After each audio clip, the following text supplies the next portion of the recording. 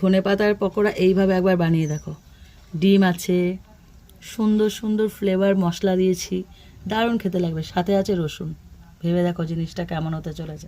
বাজারে এখন ধনেপাতা সস্তা, এরকম ধনেপাতা আনো আর পকোড়া বানিয়ে ফেলো। দারুণ একটা টেস্টের পকোড়া তৈরি করি। চলো, প্রথমে কুচানো ধনেপাতাগুলোকে এরকম একটা পাত্রে নিয়ে নেব। দিয়ে দিচ্ছি বেসন,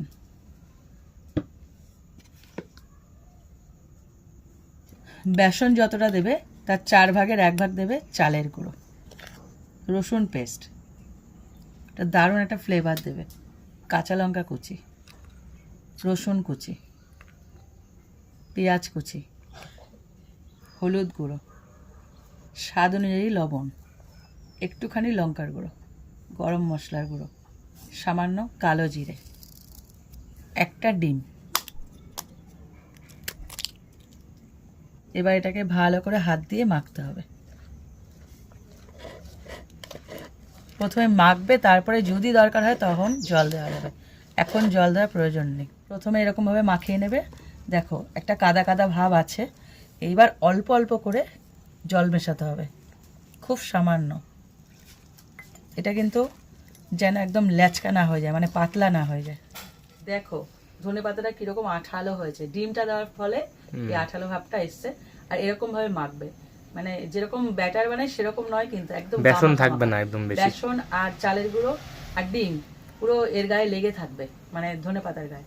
এইবার আমার তেল গরম হয়ে গেছে, নেবো আর চ্যাপটা চ্যাপটা করে করব, তাহলে কি হয় বলো তো, পুরো ক্রিস্পি হবে। একদম চেপটে চেপটে ছাড়তে হবে, ঠিক আলুর চপ যেমন হয় না, সেরকম নেবে আর এরকম চেপটে চেপটে বসিয়ে দেবে, একদম সোজা কাজ।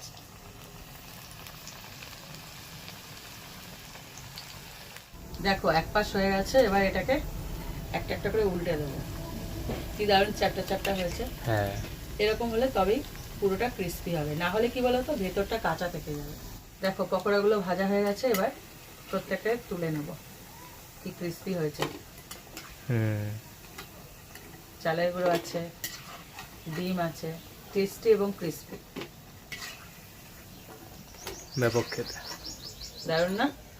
দেখে মনে হচ্ছে এটা ধনে পাতার পকোড়া। এইভাবে একবার ধনে পাতার পকোড়া বানিয়ে দেখো, পাকোড়া বলো পকোড়া বলো যা খুশি। দারুণ একটা মুচকুচে ডালের সাথে খেয়ে দেখো, দারুণ জমে যাবে।